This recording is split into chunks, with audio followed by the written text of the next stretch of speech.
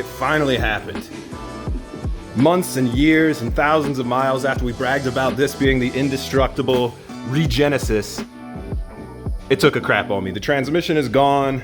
I've only got one gear in it, so today's project, swap in a new transmission, upgrade this new transmission, be back on the road by the end of the day. Thankfully, I was able to get this low mileage 2016 transmission out of another 3.8. We're gonna get it set up right with some Megan Racing transmission mount, some AT85, and we got the Torque Solutions Shifter Bushings. So, new transmission going in there, should be super beefy. Hopefully we're also gonna tear apart the old transmission to see actually what failed in it. Because out of nowhere, the car lost every gear but fifth. Every other gear has got a lot of clanking and banging, so we're gonna see exactly what happens when we pull it out. Let's go.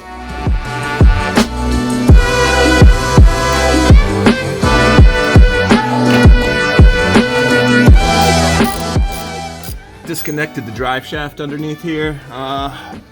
Inspected the linkage. It seems like all the gears were going in. The clutch still grabs the one gear that it has, so we're not suspecting the clutch has anything wrong with it. Drained the trans fluid and refilled it. That didn't help anything. Wasn't any big chunks in it, so we're gonna go ahead and get to work getting this thing out. We're gonna drop the sway bar, get all the electrical connections disconnected off of the transmission, and piece by piece get this thing dropped.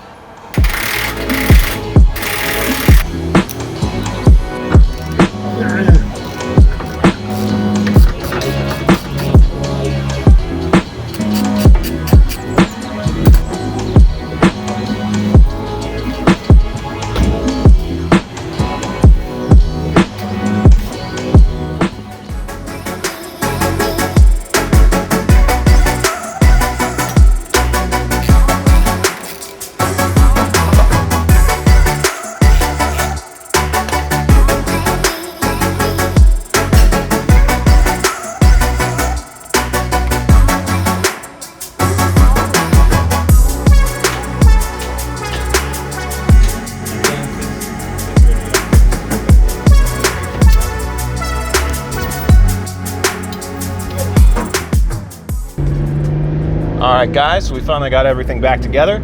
Actually popped it back off and decided to put a new slave cylinder in there while we were doing it, and look at that transmission. Look at these one finger shifts now. This feels absolutely great. This is, in my opinion, how the Genesis should have felt from the factory for being a sports car, but it was the combination of a low mileage 2016 transmission that got the carbon coated synchros, MT85 transmission fluid. We did the shifter bushings front and back, and the transmission mount, Megan Racing transmission mount. And I already had the engine leash for the car, so this has really completely locked down the drivetrain of this car. There's absolutely no side-to-side slop. Rev match, go into gear, and it's flawless. It clicks right into place like it should. There's none of that mushiness, that vagueness, where you're slamming a gear and it's like, I think this is the right general area. This thing now, oh, it's beautiful. It is absolutely beautiful. This is how I wanted this car to feel for so long. And I can't wait to get it back out on track or even run an autocross. I'm curious to see. That was one of the other kind of issues with it was the transmission would get so much lateral play when you're trying to launch hard at a first gear at an angle and take a turn, that it wouldn't go into second gear. It would get that second gear lockout because everything wasn't aligning. So that'll be the next thing that I'm really curious to see.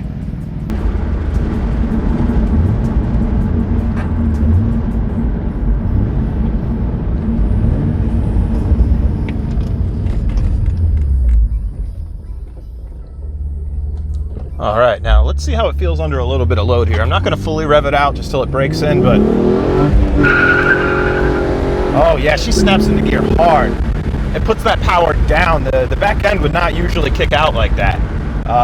That was amazing, actually. That's exactly what I was looking for. Once I get some of the grippier 200 treadwear tires on there too, especially when I'm at autocross, that is going to absolutely slay out of the hole. I am super excited about that. Yeah, guys, I'm really impressed with how this feels. I would highly recommend you guys bang out any of these mods. If I had to list importance and difficulty, do your transmission fluid first. That's super easy to do. You can bang that out in 15 minutes in your garage. Transmission mount, also super easy to do. If you guys don't have the engine leash also, that's like kind of the crucial combo to get your transmission tightened up, whole driveline tightened up pretty much.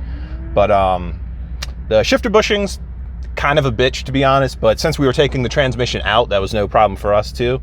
And if that's something you guys were even thinking about tackling, upgrading to the 2014 Plus that gets the carbon coated synchros, well worth it. This transmission now feels like it should. Oh yeah. Oh yeah. Again, not revving it all the way to red line. I'm still gonna let it kind of work the transmission fluid through, kind of break it in a little bit. This was a low mileage, like I think it had 25,000 miles on it out of a 2016 that was wrecked.